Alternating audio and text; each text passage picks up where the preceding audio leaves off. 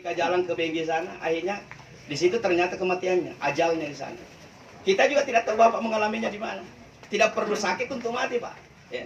Tidak perlu di rumah sakit kalau mau mati. Mati itu ajal. Walikulli ummatin ajal. Setiap umat itu, setiap orang itu ada ajalnya. Ada dia punya masa hidup. Faidza jaa ajaluhum, apabila ajalnya telah sampai, fala yastakhiruna sa'ata wa la yastaqdimun, maka tidak bisa dirubah, tidak bisa dimajukan, tidak bisa dimundurkan. Jatah kita sudah jelas. Yang pasti jatah kita ini dirahasiakan oleh Allah, dan yang pasti tiap hari jatah itu berkurang. Yang menjadi masalah hadirin, bukan kematiannya yang perlu Bapak khawatirkan. Yang perlu kita khawatirkan bersama adalah hidup sesudah kematian. Almarhumah Harijah ini, beliau ini bukan hilang. Beliau ini sebenarnya bukan meninggal, hanya bahasa dunia dia meninggal. Beliau ini hanya berpindah, Pak. Sekarang ini rohnya ini menyaksikan kita. Beliau menyaksikan kita. Ini hadis riwayat Tirmidzi. Nabi bersabda, "Inna kulla amalikum saturadu ila mautakum." Seluruh perbuatan kalian itu ditengok, dilihat oleh orang-orang daripada yang meninggal kalian di alam barzah. Apabila kalian berbuat baik, ini dengarkan anak-anaknya, suaminya, ponakan-ponakannya.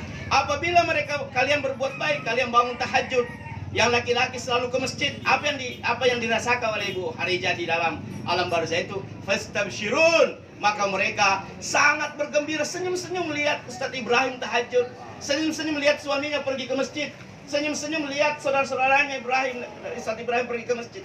Tapi apabila kalian melakukan kejahatan, bukan menyakitinya, tapi membuatnya bersedih. Karena manusia itu tidak akan dihukum berdasarkan bukan pekerjaannya, tapi orang tua kita di sana itu, di alam barzah itu, ketika menyaksikan kita melakukan dosa, Pak, hati-hati saudara-saudaraku, siapa saja masih sering bergeliman dengan dosa, itu membuat ayah kalian, ibu kalian di alam sana itu tiap hari cemberut, tiap hari bersedih. Hadirin yang berbahagia, mari kita dengan kejadian ini, bahwasanya ini pasti akan menimpa kita semua. Malapetaka di atas malapetaka, Pak.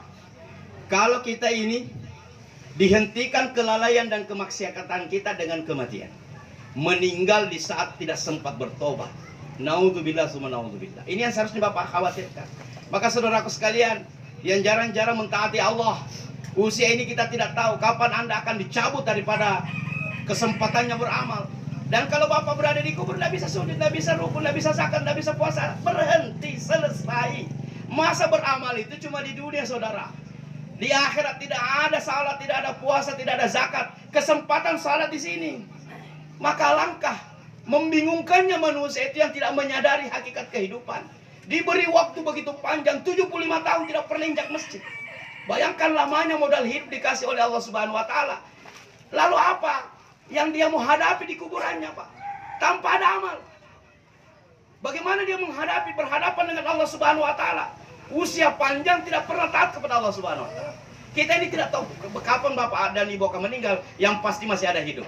Jangan sampai kelalaian Bapak, kemaksiatan Bapak itu dihentikan oleh kematian. Mudah-mudahan kemaksiatan Bapak dihentikan oleh taubat. Orang kalau bertobat, Pak, seakan-akan tidak pernah berbuat dosa. Hadirin yang berbahagia, sebagai terakhir, kita bahwasanya ulama menyatakan namanya al-basmah. Al-basmah itu apa? Al-basmah itu adalah jejak-jejak. Ibaratkan basmah itu kayak sidik jari. Pertanyaannya, Pak, di mana sidik jarinya Bapak banyak menempel? Apakah di lantai-lantai masjid? Ataukah di kafe-kafe? Saya tidak tahu. Hanya Bapak saja yang jawab. Nanti di akhirat, al-basmah itu nanti akan menjadi dipertontonkan di padang mahsyarnya Allah Subhanahu wa taala. Kalau Bapak akhir-akhir hidupnya memperbanyak al-basmah di masjid, memperbanyak al-basmah dengan menolong orang, maka inilah modal kita mendapatkan ridha Allah Subhanahu wa taala. Mudah-mudahan almarhumah Ibu Harijah, tentu beliau seorang ibu, basmah ini anak-anaknya ini, sidik jarinya ini, hasil didikannya itu namanya al-basmah, Pak. Perbuatannya. Nah, mudah-mudahan beliau ini kalaupun ada kesalahan, dan pasti ada kesalahan, Pak, tidak ada manusia tidak ada kesalahan. Mudah-mudahan kebaikan-kebaikan ini membuat Allah mengampuni dosa-dosanya, dan mudah-mudahan Allah Subhanahu wa taala juga melapangkan kuburnya. Mari kita berdoa, Pak. Baru setengah 12. Belum. Kita lanjutkan lagi sedikit. Hadirin yang berbahagia.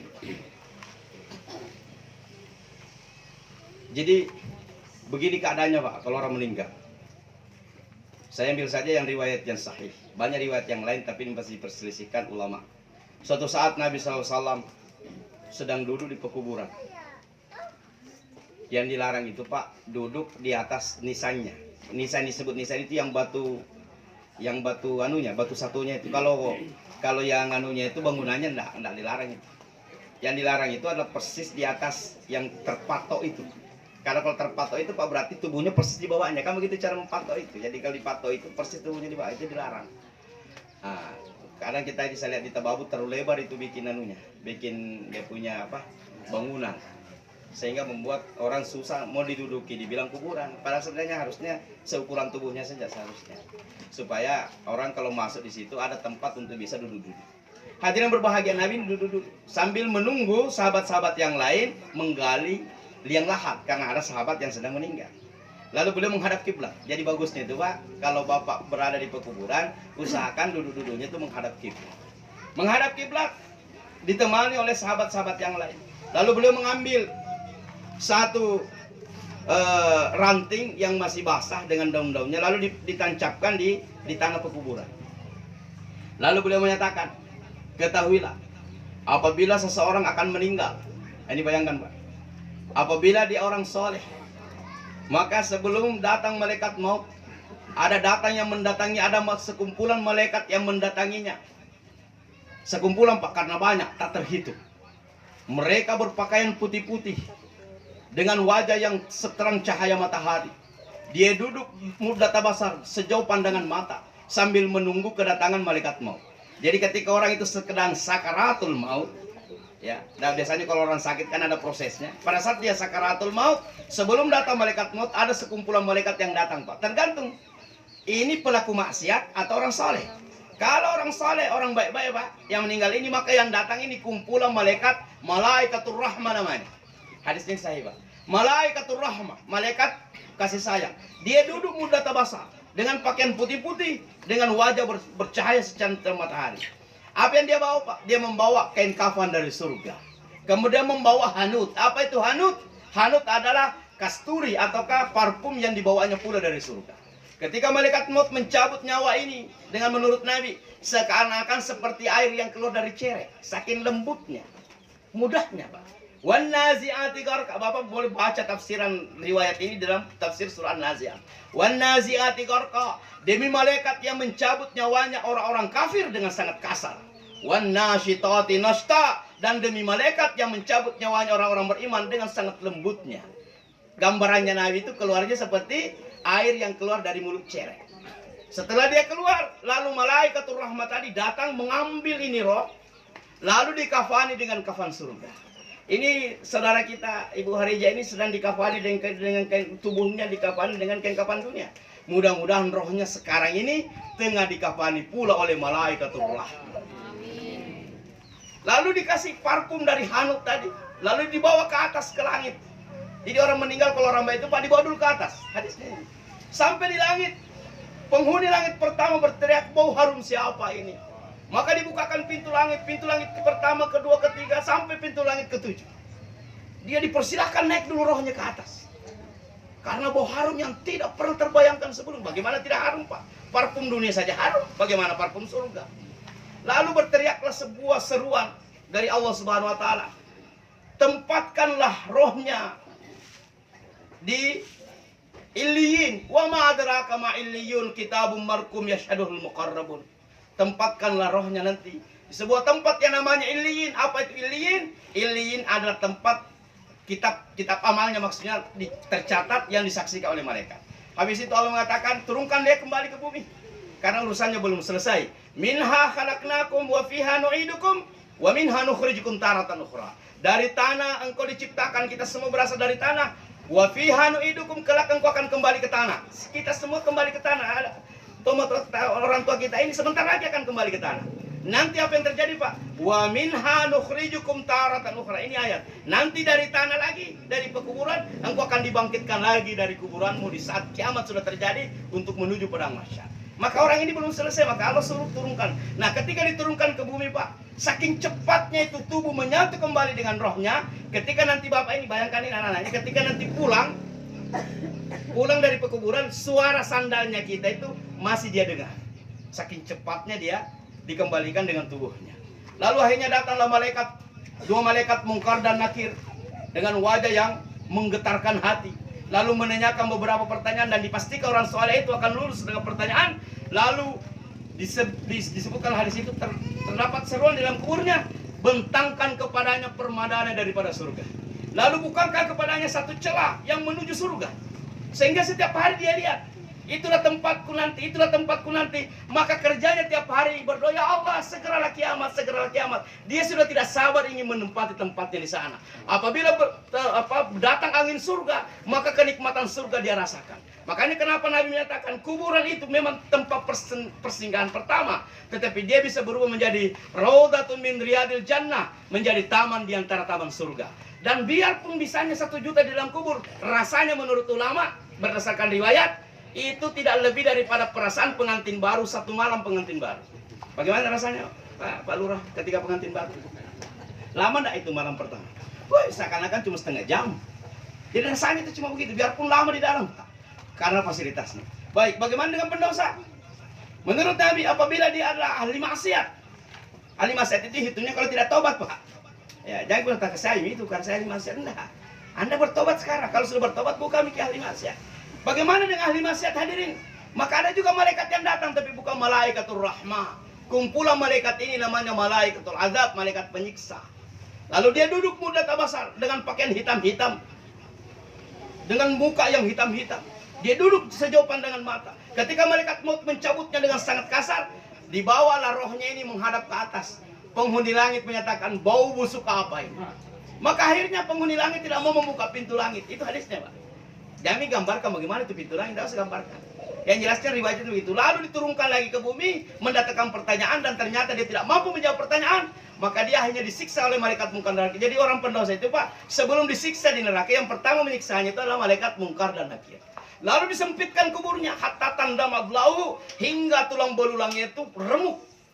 Dan dibukakan pintu menuju neraka. Setiap hari dia lihat tempatnya. Di situ nanti kau tinggal, di situ nanti kau tinggal. Maka dia berteriak, ya Allah, jangan kiamat ya Allah, jangan kiamat. Dan dia berteriak, Rabbana absarna farjina na'mal salihah, wasamina farjina na'mal salihah. Ya Allah, aku sudah sadar.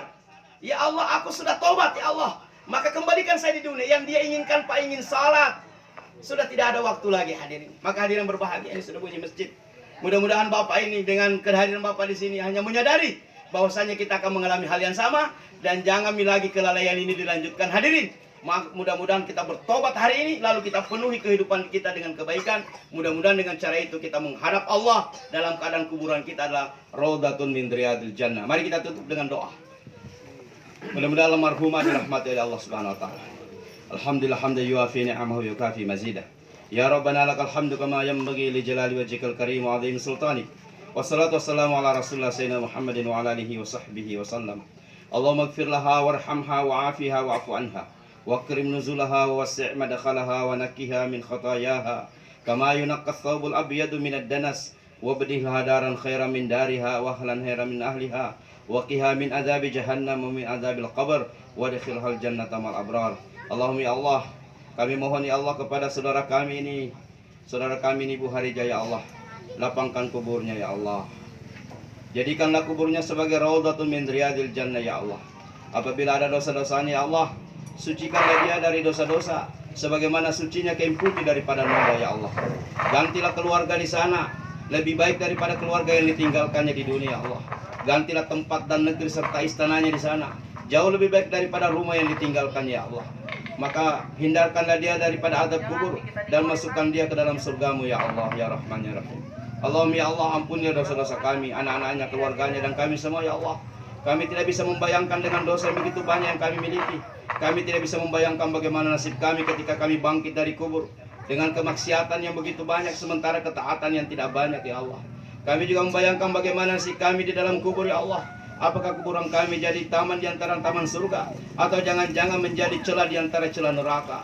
Maka kami mohon ya Allah atas kasih sayang-Mu ya Allah, kami mohon dosa-dosa kami yang Kau ampuni kami sebelum kami meninggal. Hentikanlah kelalaian kami ini ya Allah. Buatlah hati ini mau bertobat kepadamu ya Allah. Jangan biarkan hati ini selalu lalai daripadamu ya Allah. Hentikanlah kemaksiatan kami dengan taubat ya Allah. Kami juga membayangkan bagaimana keadaan kami ketika bangun dari kuburan. Kami digiring menuju padang mahsyar ya Allah, dengan keadaan penuh dengan dosa, penuh dengan noda, sementara Engkau tidak mengampuni kami. Maafkan kami ya Allah. Kami juga membayangkan bagaimana keadaan kami ketika berada di mizan, ditimbang amal kami. Kami tahu ya Allah, apabila amalan-amalan dosa kami lebih berat daripada amalan-amalan kebaikan kami, bahkan lebih berat daripada seukuran telur kutu ya Allah, kami tetap akan binasa ya Allah. Maka tambahlah kebaikan kami ya Allah. Ya Allah ya Rahman ya Rahim, jadikanlah hidup kami hidup yang berarti ya Allah.